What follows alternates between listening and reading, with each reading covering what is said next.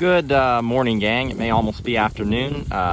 Thinker Farmer Dave here. I think it's May 4th or 5th today, and I'm back at the Ortweig farm, and I made a cattle drive similar to what I did a few weeks ago, except this time it's a whole lot drier. And we've got this paddock here. It's got a pond in it, and we don't have it fenced right now, and during the winter time it was really wet, so I didn't want to graze it. Alan agreed. He said, yeah, we should skip that paddock. And so I'm sure all the stockpile's rotten, well rotten.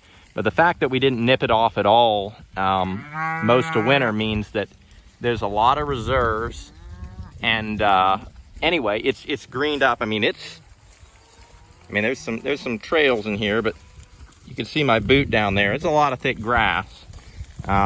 Anyway, it's been really dry here, so to have this much long, lush grass, and especially for the paddock that's in a low-lying area, which means it grows well anyway, this is the time of year to graze it. I was going to graze it a couple weeks later. I was trying to cover a section of the farm, and I got there, went a few paddocks ahead, well, a couple paddocks, and started to really look at it, and there just wasn't enough growth yet for spring. It was a high area. I found out later from Alan that these cows are looking pretty good. Must be looking for a calf. Anyway, I found out later it was that part of the farm was mostly warm season grasses, not a lot for early mid-spring, especially with the dry weather. So we're coming here today, and drive was pretty much a breeze. You can't really see too well looking back. Of course, this is the last of pretty much the last. There's a few more trailing in. Most of them came in a rush, but I had to set up a fence on that side of the paddock there, and then we passed right through the corral. That's over at that barn right there. We're going to be rebuilding that in the next, well, hopefully the next year or so, different location. The barn's toast, probably just demolish it. But anyway, there's a couple paddocks there, and I just put up a tape to get by them. And then we have a nice lane, high tensile fence on both sides, all the way back to the paddock they were in. Fortunately, I'd left myself a few paddocks all the way back to the trombone place where I was going to graze, so I was able to just graze my way back and then use the lane. And other than those two fences, I didn't really have to put in anything, and they're pretty short for the drive, so it's pretty simple. Having that, I remember Alan and I briefly discussed whether we wanted to remove the lane or not, and I said, well, we both agreed we'll just use it for the season. I'm kind of glad we've been busy with other things anyway. Glad we didn't demolish part of the lane. That had just been more set up for a one-man show. Anyway,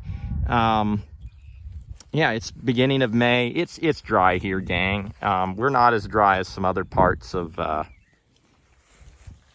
Missouri, but I mean, we've got a lot of forage in this paddock. That you use the dry times of year to your advantage. The silver lining in a drought is that forage is usually higher nutrition and quality.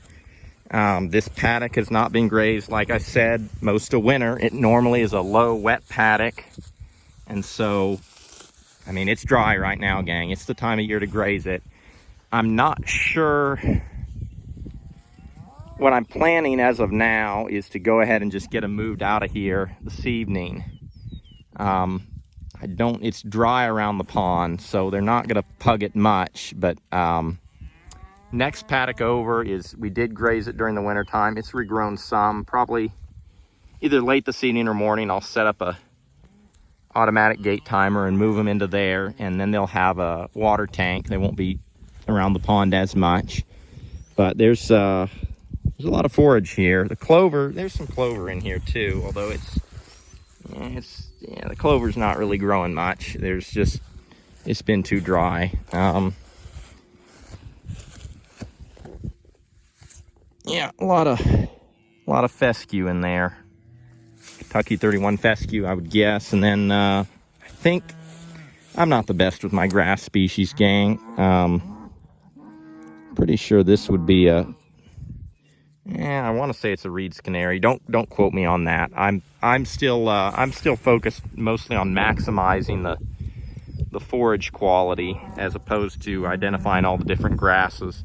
That could be, I mean, brome's got the W shape, and that's, yeah, I'm gonna have to look that up or something. Anyway, yeah, it's a beautiful morning in May. We're hoping we get some rain the next couple days. These cows are really looking great compared to a month ago. And you can look back a few videos to see in terms of their, I'd say their condition. They need to improve more, but definitely fuller and more satisfied. They were really frisky this morning. And with that, gang, I need to get some more content videos put out, not just pretty cattle drives and such. Blessings for the journey, and keep it real.